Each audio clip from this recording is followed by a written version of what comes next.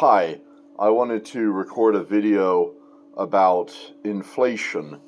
I have just ordered and I've just gotten delivered new decals for my car. These are metal, or these are magnetic, that I can put on the side of my car. I've got two of them, and as you can see, it says, "Concerned about inflation, learn how we can end it." And then it gives them my website. So, how can we end it? So when I say end it, what I mean is, how can we transition to a time period where we don't have it?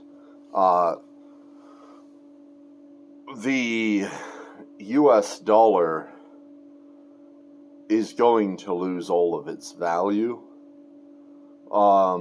regardless of what is done, because the strength of the US dollar depends on the demand that exists and the supply of dollars that exists. And we have a Federal Reserve that for over a decade has been expanding the supply of dollars.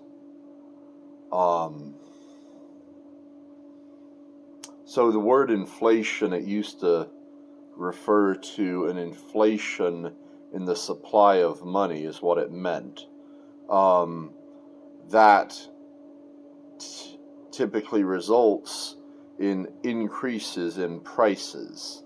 And so eventually inflation came to be known as an increase in prices, even though the word originated, it meant inflating the money supply, which was what would cause prices to increase, because there's more money chasing the same amount of goods. Excuse me, sorry about that. I don't have great manners, but economics is something I understand well, and inflation is a real big problem. Not only is it a big problem, but it's going to become a bigger problem. So, at this time, and I'm recording this, it's December 30th, 2021, inflation is a concern, but it's not yet a huge concern. It's not yet the concern. See, at some point, this is going to become the concern. And so I think as it becomes more and more of a concern, these decals are going to get more and more attention. Anyway, the dollars that the Fed has created, these have been used to inflate certain asset prices,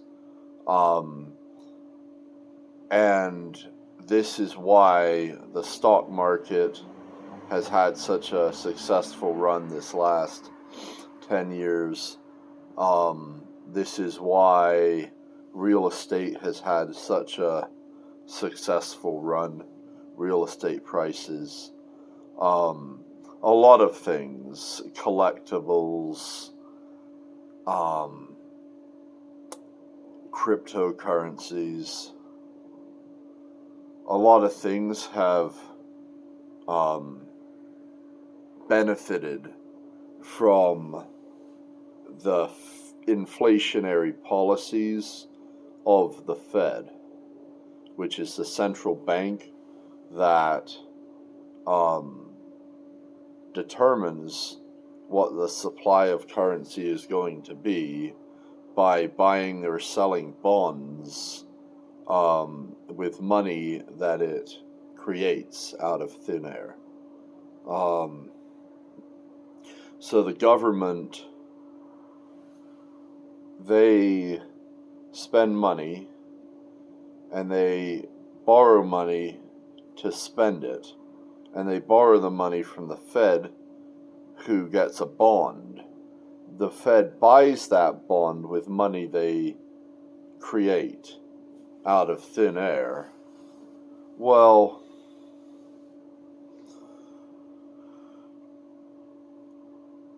a lot of policies that have been implemented over the last couple of years have caused that inflation to start coming into consumer prices rather than just asset prices. So by shutting things down, supply chains were interrupted, businesses went bankrupt, and so there were fewer suppliers, and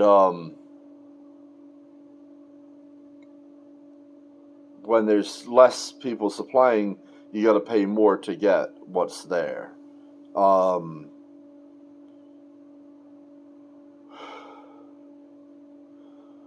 You know, the stimulus payments, sending all the money out to the population, when you do that, the population spends the money on consumer goods, so it bids up the price of consumer goods.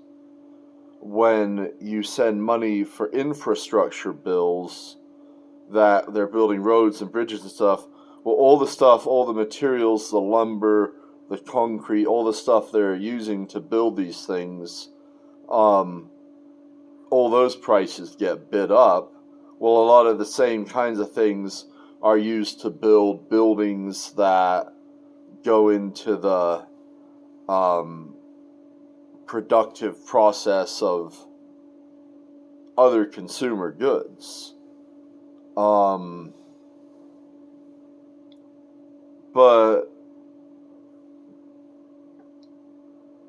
it's just a problem that's going to get worse and worse.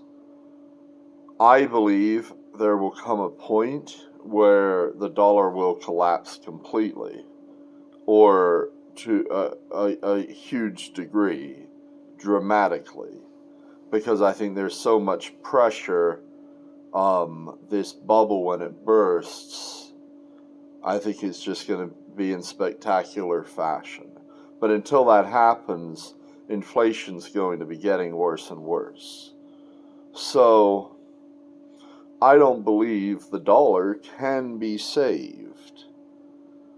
So when I say end it, what I'm saying is we end the dollar entirely as it is today, and that we start using gold for money. So gold doesn't have the inflationary properties that the fiat dollar has, because intensive labor has to be exerted to get new gold, and so much gold has been mined that it's a significant amount of labor and effort that needs to be done to get that gold, and that costs money to pay people to do that, and set those mines up and do everything relating to that costs money. So it's not just something you can press a computer button and create more of it. Gold is also something that the United States is said to own 8,000 tons of. That's the federal government in a gold reserve, which in my book, I have a book for sale called Human Discourse, and it is a book that has a lot of discourse behind it, but is also a launching pad for a future discourse. But in the book, I discuss how we can utilize that gold reserve, assuming it exists, and there have been questions as far as how much of it actually is there, even though it's supposed to all be there. Some people think some of it's been stolen, and it hasn't been audited in a long time. So, assuming it is there, or a portion of it is there, that gold can be used to give the population a chance to survive long enough for productive processes to start as we rebuild an economy from a complete collapse with not only a sound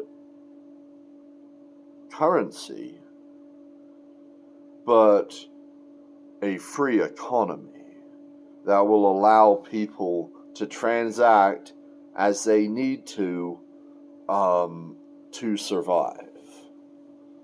So those are the stakes we're talking about. Sound money will be a really good thing. You know, if we have freedom, the productivity of society is going to be immense.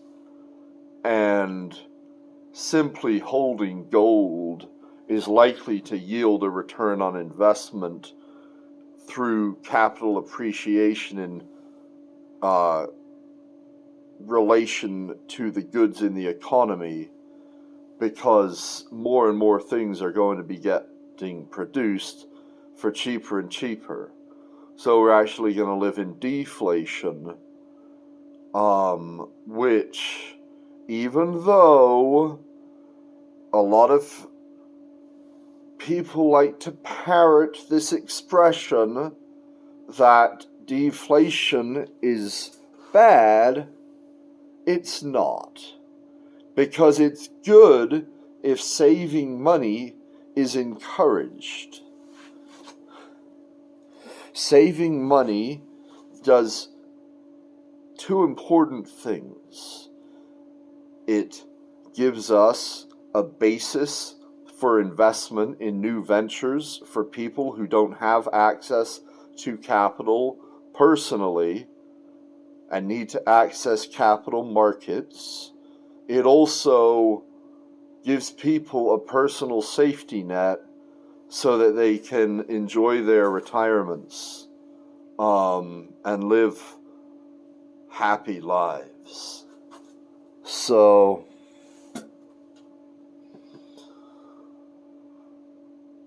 a lot of things that have been said have been inaccurate relating to economics, such as people who say war is good for an economy because it raises GDP. Well, that doesn't mean that war is good for an economy. That means GDP is a bad metric for telling you whether an economy is doing well.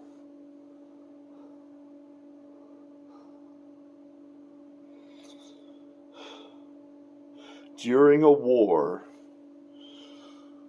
people who would be producing things domestically that people want are now producing weapons that have no purpose other than to kill people, or they're overseas or, God forbid, on their homeland using those weapons in the war. That's a shitty fucking standard of living, and it's nothing that anyone should ever aspire to.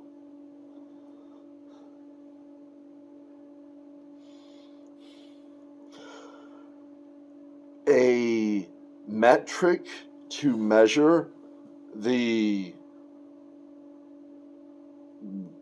well-being of a society economically should be a look at its standard of living. And a standard of living includes more than how many dollars are hitting bank accounts in transfers. Real value. That is what will end inflation. Real value that is sound, that is safe,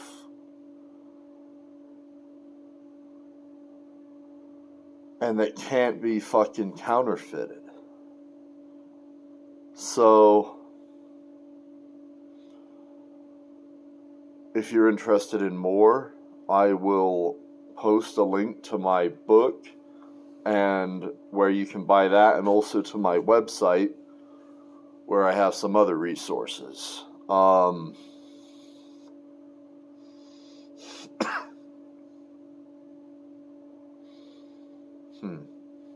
I felt like I had something else to say, and it slipped in my mind.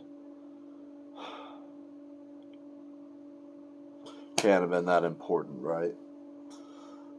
It's just frustrating. Oh, well, I don't know if this was the thing, but it's something worth mentioning. So when you ask me, why don't I trust what the consensus is saying as far as this COVID business, that's part of your answer. That the other fields that I've studied in depth have been presented inaccurately by academia.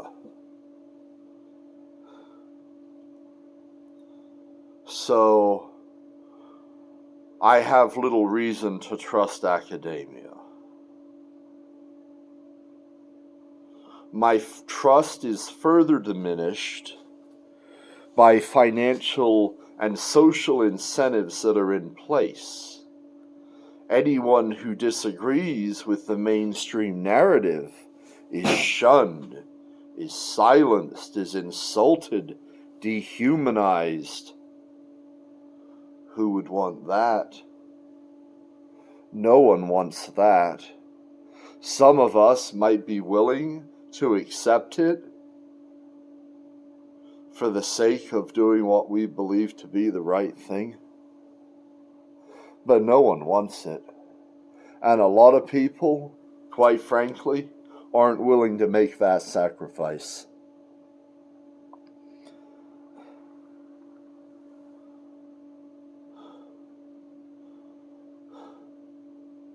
So maybe this can be a joint video. I can talk about my concern, which is inflation, and then I can talk about your concern, which is my decision not to vaccinate.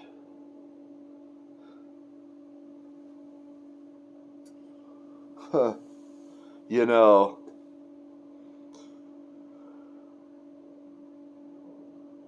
when people are silenced, that tells me there is no rebuttal for what those people have to say.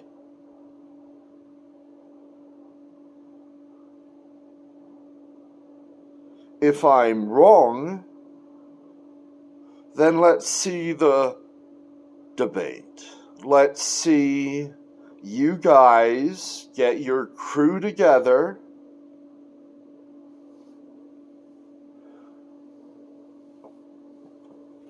It's not even that. It's continuous discourse. It's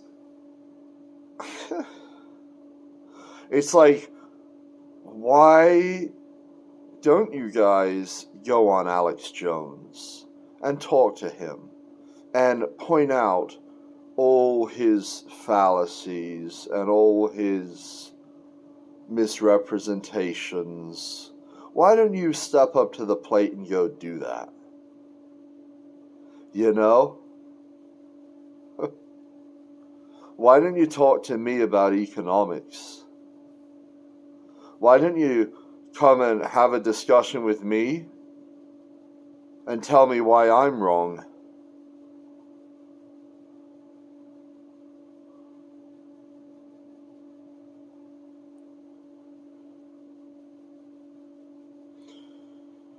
There's a naivety or whatever, however you say it, in that they think they can trust the people that they trust. They're very naive. I think the people, I would categorize them typically as not very street smart, too trusting, probably haven't been burned enough times in their lives by people they trusted.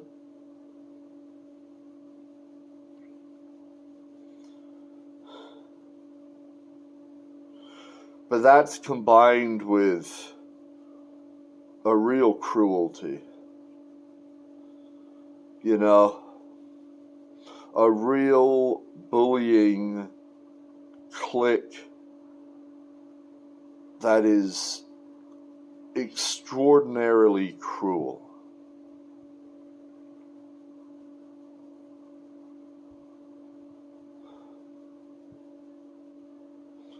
It's disappointing to me.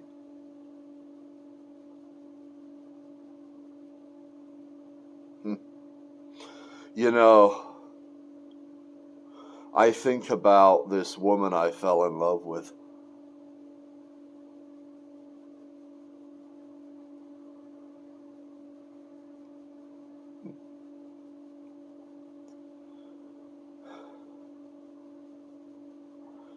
It's funny, She seemed to enjoy having lunch with me every single day and having conversations with me. And then all of a sudden, she just decided everything I had to say must be completely inaccurate and crazy.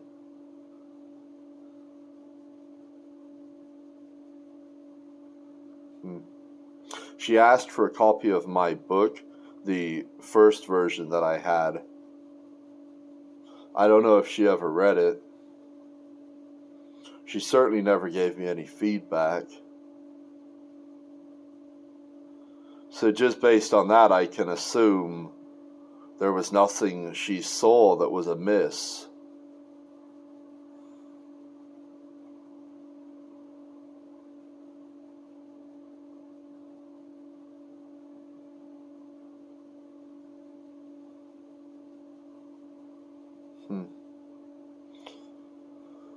Tough to trust in this world, isn't it?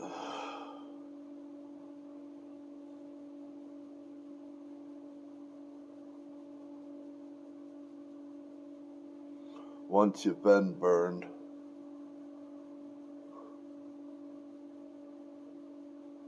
You probably don't understand that. Not yet. You will.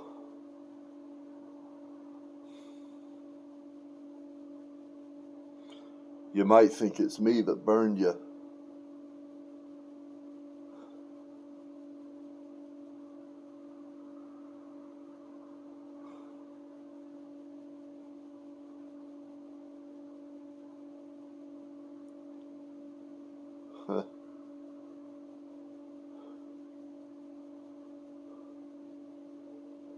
Well, this was a video about inflation, so I don't want to hold everyone up for my personal shit,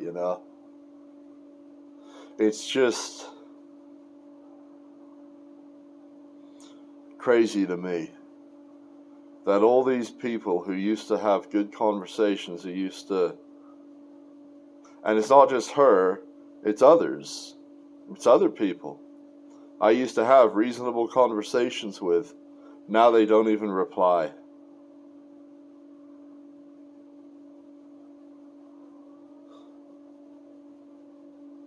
You know? How important is your fucking ego?